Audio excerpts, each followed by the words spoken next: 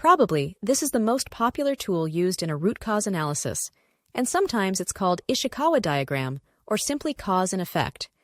It is especially great for multiple factors affecting an issue, so you need a more systematic or comprehensive approach to search the problem.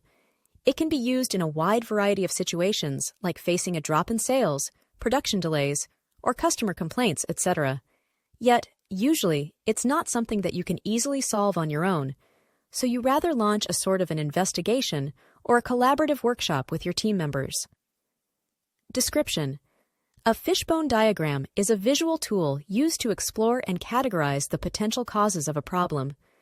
Its structure looks like a skeleton of a fish, hence the name. At the head of the fish, you place the problem you're investigating. Then, you draw lines, or the bones, branching off from the spine to represent different categories of potential causes. These categories often include people, processes, technology, equipment, materials used, environment, management, and similar. Basically, during a meeting or a workshop, you facilitate a collaborative approach of mapping different possible factors causing a problem, and later on, further exploring and decomposing each possibility. How it works. For example, let's say your problem is a decline in customer satisfaction. You draw the fish's head labeled Decline in Customer Satisfaction. Then, you draw branches for each potential cause category.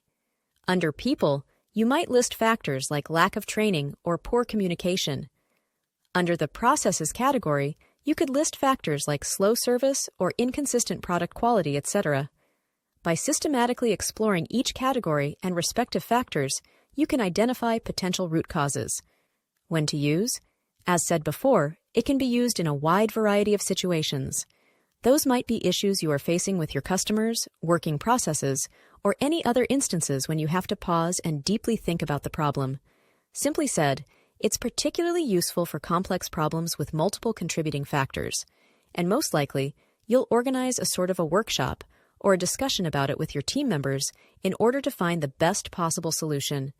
We can say, it's a sort of a 360 degrees analysis approach, since you'll try to identify all possible factors and structure them within some broader categories while analyzing each of them, measuring the impact and probability, questioning validity of arguments, and similar.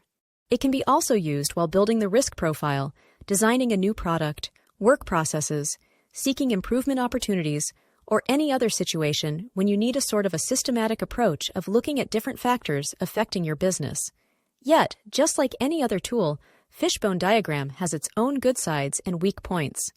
For example, Fishbone diagrams offer several benefits. Visual representation. They provide a clear visual representation of complex problems, making it easier for teams to understand and communicate it. Systematic approach. The structured format helps teams systematically explore potential causes, reducing the risk of overlooking important factors.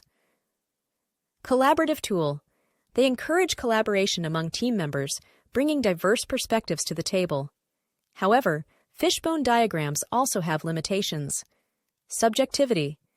The identification and categorization of causes can be subjective, influenced by the perspectives and biases of those involved. Simplicity. Oversimplification. In complex situations, the diagram may oversimplify the problem or overlook interconnected causes. Time-consuming. Creating a thorough fishbone diagram can be time-consuming, especially for intricate issues requiring extensive analysis.